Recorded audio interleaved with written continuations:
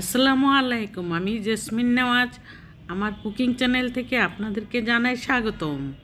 আজকে আমি ছোটোখাটো একটা পুডিং বানানো নিয়ে আপনাদের সামনে চলে এসেছি, যেটা একদমই অল্প কিছু দিয়ে বানানো হয়েছে।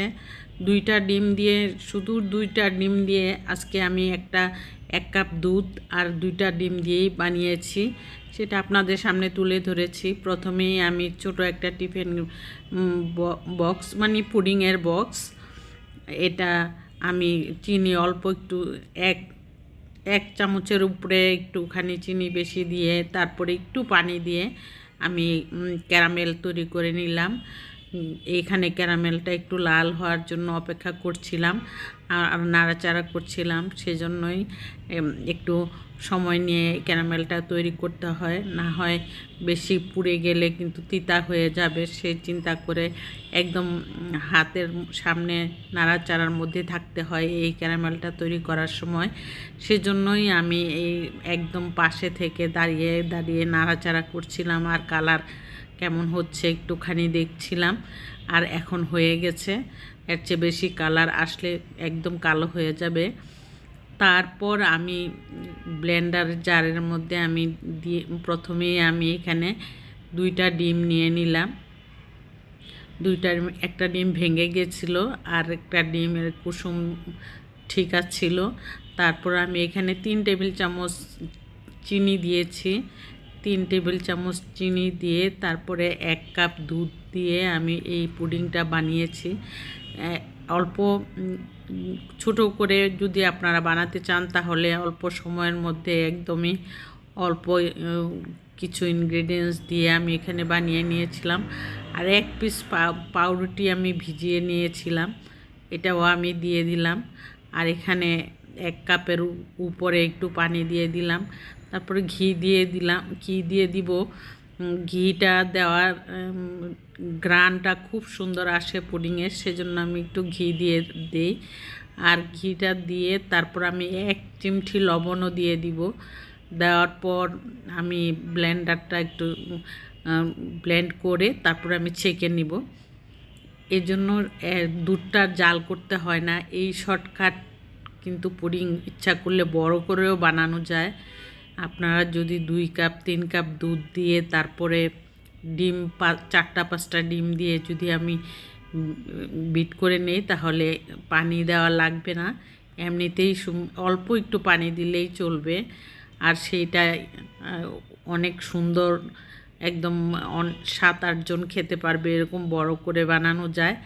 আর এই জন্য আমি এখানে ছোট একটি টিফিন বক্সে ছোট করে বানাবো বিধায় আমি ব্লেন্ডার জারের মধ্যে নিয়ে আমি এই দুধটা, কাঁচা দুধ দেওয়াটা কোনো সমস্যা নেই, কারণ পুডিং বানাতে অনেক সময় লাগে, প্রায় 30 থেকে 35 মিনিট লাগে একটা পুডিং হইতে। সেই জন্য এই দুধটা তখন জাল হয়েই যায়। সেই চিন্তা করে আমি আর দুধ জাল না দিয়ে আমি পুডিং সবসময় পাউডার দুধ দিয়ে বানিয়ে থাকি, তখন আর পানি দেওয়া লাগে না। 5টা-6টা ডিম দিলে ডিমের যে পানির পরিমাণটা থাকে ডিমের মধ্যে ফেটিয়ে যখন দুধটা দেওয়া হয়, যে পানিটা থাকে অল্প একটু পানি, 2-3 টেবিল চামচ পানি দিলেই হয়ে যায় একটা বড় পুডিং। আর আমি আজকে ছোট করে বানিয়েছি ছোট্ট একটা পুডিং, সেই জন্য আমি 2টা ডিম দিয়ে এখানে পানি দিয়ে দিলাম 1 কাপ। তারপর আমি এখানে একটা স্ট্রেনার বসিয়ে দিতে পারতাম এখানে, কিন্তু স্ট্রেনার আছে আমার। তারপর আমি ভাবছিলাম যে ছোটো বাটি যখন হয়ে যাবে এভাবে, আসলে স্ট্রেনারটা দরকার ছিল। আমার আছে, আমি পুডিং বানাই যে সবসময়, এই জন্য আমার এই স্ট্রেনারটা থাকে। আর আমি আজকে এই ছোট বক্সে বানাচ্ছি বিধায় আমি এই ছোটো বাটিটা দিলাম।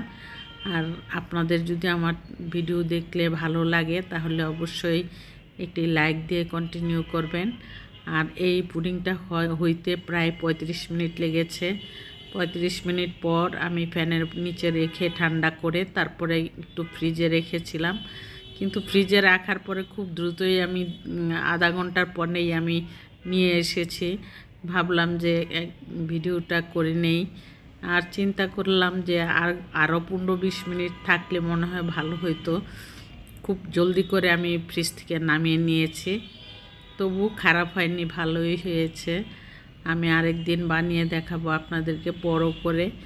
আর সেই পুডিংয়ের রেসিপি আমার চ্যানেলে আছে, আরও অনেক বড় করে আমি বানিয়েছি, অনেক মজাদার হয় বড় করে বানালে।